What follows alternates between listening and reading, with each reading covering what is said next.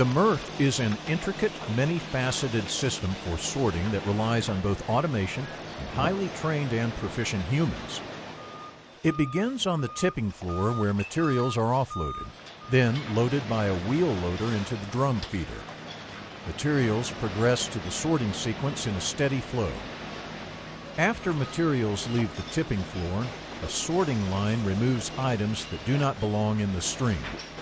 Contamination items are placed in residue bins, while commodity material, such as plastics or metal items, are sorted out for collection. Sorting takes a high level of concentration, the ability to recognize items, and the coordination to snatch them as they are moving. Conveyors carry materials down the line and feed screens that separate items as the materials roll across them.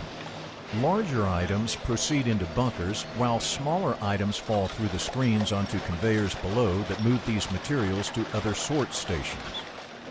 One of the most reliable technologies are magnets used to capture metals and aluminum. Among the most advanced technologies is this optical scanner for sorting plastics. Using infrared technology, the scanner recognizes distinctive polymers and separates different types of plastics. Recyclable materials segregated at specific steps in the process are collected in bunkers. When a sufficient quantity of a specific commodity is collected in a bunker, it is transported to the baler for baling. The baler brings force to bear on a massive scale. The baler that we use, the model, is two ramp balers. It uses two large electric motors, which they are 125 horsepower each. It has 6 hydraulic pumps, which produce 4,000 to 4,500 psi. It compresses the material that gets fit through the conveyor inside the hopper. When it's ready, the ejector pushes out the bale. These bales are inspected and prepared for shipment. With the MRF running smoothly, it's time to consider how its efficiency can be improved.